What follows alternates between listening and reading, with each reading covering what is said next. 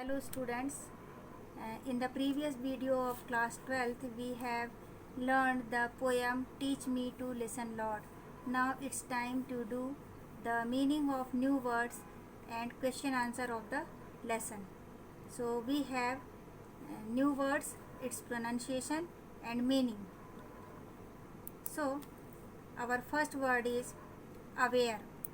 Aware pronunciation already आपके सामने दिया हुआ है, इसका अर्थ होता है जागरूक होना. नेक्स्ट वर्ड है विस्पर. विस्पर यानी फुसफुसाहट, अत्यंत धीमी आवाज़. नेक्स्ट वर्ड है प्ली. प्ली यानी दलील. दलील यानी अपनी बात प्रस्तुत करना, अपनी बात रखना. एंग्विश. नेक्स्ट वर्ड है एंग्विश. एंग्विश यानी होता है व्यथा, तकलीफ. बिजीनेस यानी बिजनेस नहीं है, यहाँ पर बिजीनेस है. बिजीनेस यानी होता है व्यस्तता. नेक्स्ट है बोर्डम. बोर्डम सामान्यतः हम बोर शब्द हिंदी में भी यूज़ करते हैं, हिंदी में भी अपना लिया गया है. इसका अर्थ होता है ऊब होना. तो यहाँ हुआ हमारा complete meaning of new words.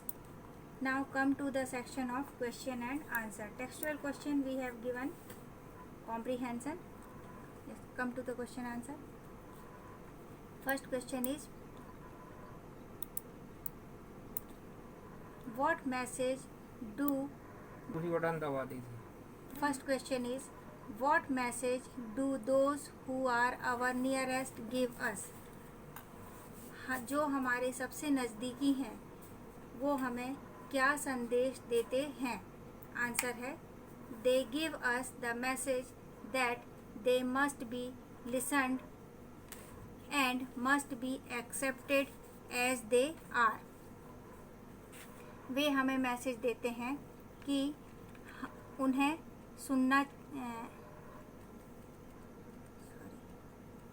They give us the message that they must be listened, कि उन्हें हमें सुनना चाहिए और वो जैसे हैं वैसे ही उन्हें स्वीकार करना चाहिए. नेक्स्ट क्वेश्चन है, who are the people far from us? कौन लोग हैं जो हमसे दूर हैं? These are people who have no ray of hope in their life. ये वो लोग हैं जिनके जीवन में उम्मीद की कोई किरण नहीं है. Who are forgotten by society. जो समाज के द्वारा भूले जा चुके हैं. And who are suffering a great deal. और जो बहुत ज़्यादा तकलीफ में हैं. Our next question is, whom does the poet wish to trust? Whom does the poet wish to trust? Poet किस पर विश्वास करना चाहता है? आंसर है the poet wants us to trust our inner voice. Poet हमसे चाहता है कि हम हमारी इनर वॉइस, अंदर की आवाज़ यानी अंतरात्मा पर विश्वास रखें. नेक्स्ट क्वेश्चन है, in what order does the poet wish to listen the voice? किस क्रम में पोएट आवाज़ सुनने के लिए कहता है? Do you find any significance in that? क्या आपको इस क्रम का कोई महत्व समझ में आता है? तो आंसर है, first the poet wants us to listen to our near and dear ones. सबसे पहले कवि चाहता है कि हम अपने नज़दीकी और प्रिय, नियर मतलब नज़दीकी, डियर यानी प्रिय लोगों को सुने. Then to the downtrodden. और फिर हम डाउन ट्रोडन यानी जो समाज के द्वारा झुकाए गए हैं, शोषण में हैं, उनको सुने. सफरिंग जो तकलीफ़ में है.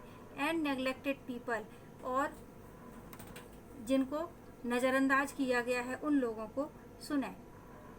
Then to our inner voice. फिर हम अपनी अंदर की आवाज़ यानी अंतरात्मा को सुने. And lastly to the voice of God. और अंतिम में हम सुने ईश्वर की आवाज़ को. This order is definitely significant because it begins from the least difficult to the most difficult one.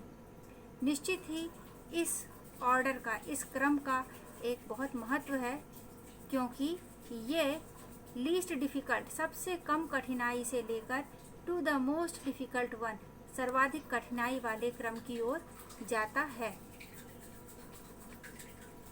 we have next question. How could be listening to one's inner voice be helpful?